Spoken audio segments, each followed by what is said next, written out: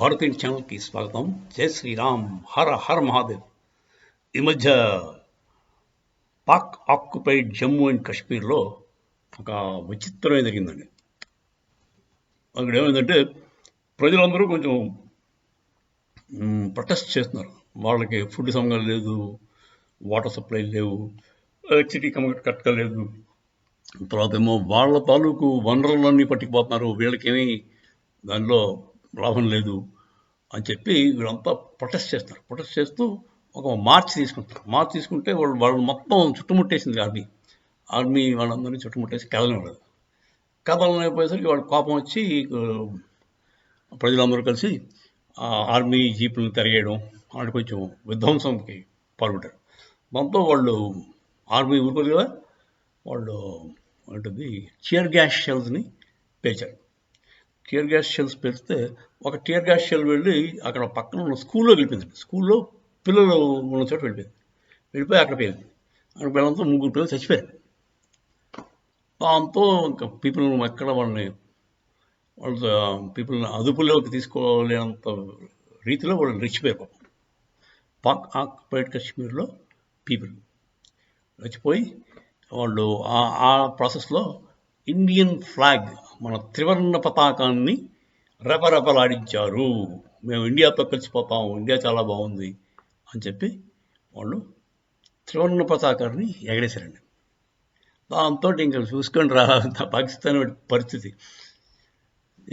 వాడు అసలే ఎంతసేపు ఇండియా మీద పడేస్తుంటాడు.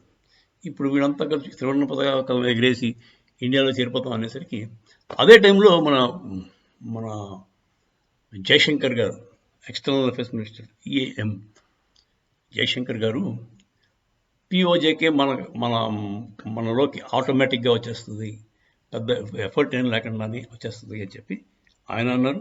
రాజ్నాథ్ సింగ్ గారు అంతకు ముందే అన్నారు. చాలామంది ఉన్నారు. VK సింగ్ అని అతను మినిస్టర్, అతను కూడా అన్నారు.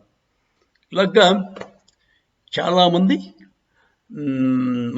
మన లీడర్స్ అనడం ఒకటి, దాంతో పాకిస్తాన్ వాడికి భయం పడుతుంది.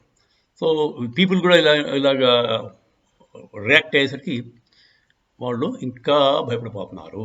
అదండి, త్రివర్ణ పతాకం ఇప్పుడు పాక్ ఆక్యుపైడ్ కాశ్మీర్, జమ్మూ అండ్ కాశ్మీర్లో కూడా రెపరెపలాడింది. అది అంటే పాక్ ఆక్యుపైడ్ జమ్మూ అండ్ కాశ్మీర్ అంటే అది గిల్గిట్ బల్చిస్తాన్ అనే ప్లేసు, ముజరాబాద్, మీర్పూర్, ముజరాబాద్ అని 2 ప్లేసులు ఉన్నాయి. 4 ప్రావిన్సులు ఉన్నాయి. ఇవన్నీ కలిపితే POJK అవుతుంది. సో ఇవన్నీ కూడా మన దానిలో కలిసిపోవడానికి అవసరం ఎంతైనా ఉంది. అఖండ భారత్ అమర్ రహే. RSS వాళ్ళు నినాదండి. మేము చిన్నప్పుడు RSSకి వెళ్ళినప్పుడు అఖండ భారత్ అమర్ రహే అనేవారు.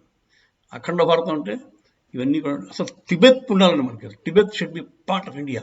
టిబెట్ ఎంత పెద్ద దేశం అండి అది మన పరమ మూర్ఖుడు కాకపోతే చైనాకి పట్టుకెళ్ళి ఇచ్చాడు, దారాదత్తించాడు.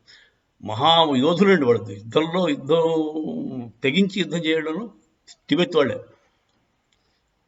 వాళ్ళకి మనం ఏమాత్రం సాయం చేసినా మనతో కలుస్తామని అన్నారండి. ఆయన కూడా వీడు తీసుకెళ్ళదని చైనా చెప్పాడు. తిబెత్ మనతో కలిసి ఉంటే ఇప్పుడు చైనా కంటే పెద్ద దేశం మనది అయ్యింది. అంటే భూమి విస్తీర్ణం పరంగా మనమే పెద్ద దేశం అయ్యింది. చైనా మనకంటే చిన్న దేశం అయింది. అప్పుడు డెవలప్మెంట్ విపరీతంగా అయ్యేది. సరే, ఇదంతా నెహ్రూ గారు చేసిన పరమమూర్ఖపు పనుల్లో ఇవి కొన్ని.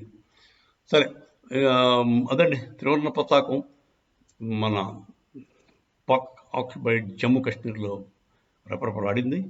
దాని వల్ల మనకి వెరీ సూన్ ఈ ఎలక్షన్లు అయిపోగానే POJK మనలో కలిసిపోతుంది. ఈవెన్ బలూచిస్తాన్ కూడా మనలో కలుద్దామని అనుకుంది ఒకప్పుడు. పాపం ఖాన్ ఆఫ్ ఖరాట్ మనతో కలుస్తాను ఉత్తరం రాస్తే ఆ ఉత్తరం తీసుకెళ్ళి ఆల్ ఇండియా రేడియోలో సీక్రెట్గా రాసిన ఉత్తరాన్ని ఆల్ ఇండియా రేడియోలో అనౌన్స్మెంట్ ఇచ్చారండి నెహ్రూ అండ్ కృష్ణ మీనన్. దాంతో వెంటనే ఖాన్ ఆఫ్ ఖరాట్ని, వాళ్ళ ఫ్యామిలీని కిడ్నాప్ చేసి బలవంతంగా సంతకాలు పెట్టించి బలూచిస్తాన్ని అనెక్స్ చేసుకుంది పాకిస్తాన్. అది బలూచిస్తాన్ కూడా మనలో కలవడానికి అవకాశం ఎంతైనా ఉంది. అది కలవడం మంచిదే. ఎందుకంటే బలూచిస్తాన్ కూడా పాపులేషన్ చాలా తక్కువ అండి. ఏరియా విస్తీర్ణం చాలా ఎక్కువ అండి. తర్వాత న్యాచురల్ రిసోర్సెస్ అంటే చాలా ఎక్కువ అండి. గోల్డ్ మైన్స్ ఉన్నాయి, ఇక్కడ కాపర్ మైన్స్ ఉన్నాయి, అక్కడ చాలా ఉన్నాయి. చాలా రిచ్ ఏరియా అండి. దాన్ని ఫుల్గా ఎక్స్ప్లోర్ చేసి పంజాబీ సున్నీ పంజాబీ ముస్లింలు అందరూ దాన్ని పడి బతికేస్తున్నారు పాకిస్తాన్ వాడు. సరే ఇదండి. లెట్ us హోప్ మోదీ గారు ఫస్ట్ థింగ్ మోడీ 3.0 రాగానే మనకు ఒక మంచి శుభవార్త పిఓజేకే మన దాంట్లో కలిసిపోద్దని నేను అనుకుంటున్నాను.